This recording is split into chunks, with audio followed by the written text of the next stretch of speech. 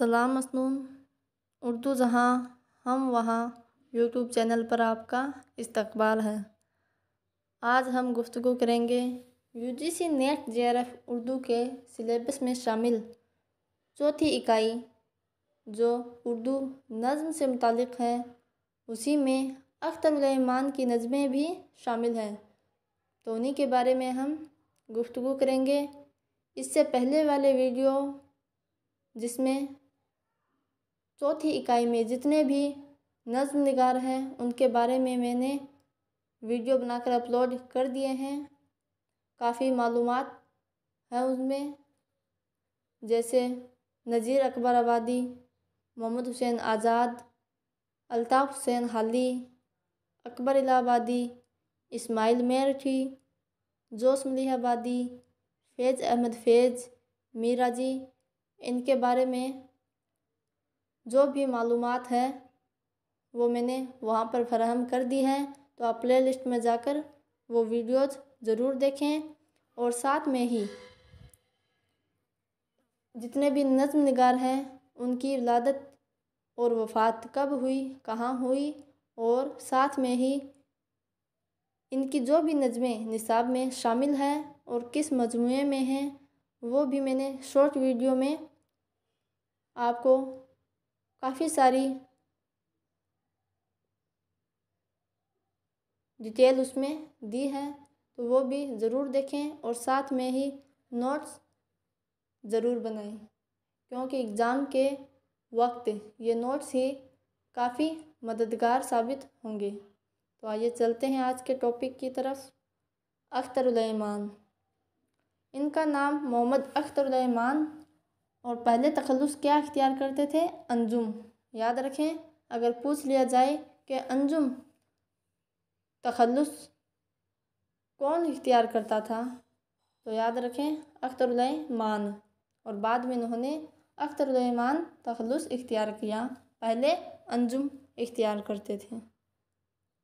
इनकी विलादत 1915 नजीबाबाद बिजनौर में हुई और वफ़ात 1996 ईस्वी में मुंबई में हुई, 9 मार्च 1996 ईस्वी में।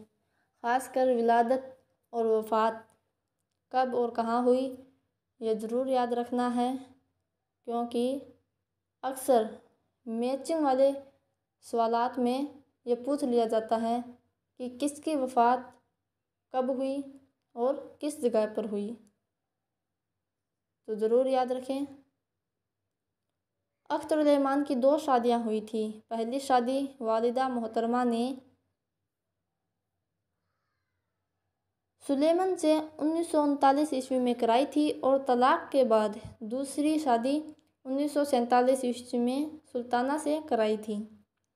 अख्तर उल इमान एक इलामती शायर थे। याद रखें, अगर पूछ लिया जाए कि अख्तर उल इमान किस किस्म के शायर थे, तो इलामती शायर। अख्तर उल इमान को गज़ल का बागी कहा जाता है। गज़ल का बागी किसे कहा जाता है? अख्तर उल इमान को, क्योंकि उन्होंने एक भी गज़ल नहीं लिखी। इलामती शायर अख्तर उल इमान को कहा जाता है और गज़ल का बागी अख्तर उल इमान को। इस आबाद खराबे में अख्तर उल इमान की लिखी हुई खुद नविश्त है, जो हमारे सिलेबस में भी शामिल है। और इस बार जो यूजीसी नेट जेआरएफ उर्दू का एग्ज़ाम हुआ था, मैंने भी अटेम्प्ट किया था, तो उसमें यह सवाल पूछा गया था कि इस आबाद खराबे में किसकी खुदनवीस है, तो अख्तर उल इमान की। शामिल निसाब में अख्तर उल इमान की नज़में, आप देखिए नज़्म एक लड़का, पगडंडी, बाज आमद, एक मुमताज़, ये तीनों ही हमारे निसाब में शामिल हैं।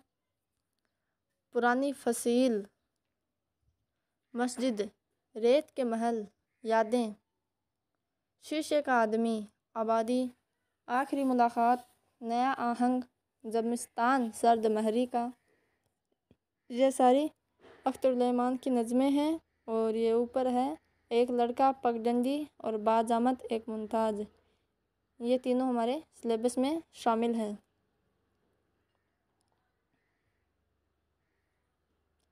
شعری مجموعے دیکھیے، گرداب پہلا مجموعہ ہے جو 1943 میں لکھا گیا۔ تاریخ سیارہ دوسرا مجموعہ جو 1946 میں۔ سب رنگ منظوم ڈرامہ ہے جو 1948 میں۔ آپ جو نظم ہے جو 1959 عیسوی میں۔ یادیں یہ بھی نظم ہے، یہ بھی 1961 میں۔ بنت لمحات یہ بھی نظم ہے 1969 عیسوی میں۔ نیا آہنگ یہ 1977 عیسوی میں۔ سرو سما یہ 1983 عیسوی میں۔ اخترالایمان کے پہلے مجموعے گرداب پر فراق گورکھپوری نے تبصرہ کرتے ہوئے لکھا ہے، نئے شاعروں میں سب سے گھائل آواز اخترالایمان کی ہے۔ یاد رکھیں، بہت ہی امپورٹنٹ کال ہے۔ اگر پوچھ لیا جائے کہ نئے شاعروں میں سب سے گھائل آواز اخترالایمان کی ہے، یہ کس نے کہا؟ تو یہ فراق گورکھپوری نے کہا۔ اگر ایسے بھی پوچھا جا سکتا ہے کہ نئے شاعروں میں سب سے گھائل آواز اخترالایمان کی ہے، یہ کس مجموعے میں کہا گیا؟ تو گرداب کے جو تبصرہ تھا اس میں فراق گورکھپوری نے۔ کوشچن کیسے بھی گھما کر پوچھے جا سکتے ہیں، آپ دونوں طرف سے اس کو یاد رکھنے کی کوشش کریں۔ تو اخترالایمان کے پہلے مجموعے گرداب پر فراق گورکھپوری نے تبصرہ کرتے ہوئے لکھا تھا، نئے شاعروں میں سب سے گھائل آواز اخترالایمان کی ہے۔ اخترالایمان کے پہلے مجموعہ گرداب کو فراق نے پڑھ کر کہا کہ ایسا معلوم ہوتا ہے کہ شاعر ناگفنی نگل گئے۔ یہ بھی یاد رکھیں، دونوں قول فراق گورکھپوری کی ہے کہ گرداب جو اخترالایمان کا پہلا مجموعہ ہے اس کو پڑھ کر فراق گورکھپوری نے کہا کہ ایسا معلوم ہوتا ہے کہ شاعر ناگفنی نگل گیا ہے۔ تو ان دونوں کو ضرور یاد رکھیں، اگر ایگزام میں آئیں تو جو یاد کیا ہوتا ہے اس میں آسانی ہوتی ہے۔ تو آج کے لیے اتنا ہی۔ ویڈیو کو اپنے دوستوں کے ساتھ ضرور شیئر کریں جو بھی اردو کے ہیں اور آگے کی تیاری کر رہے ہیں، تو ان سے شیئر کریں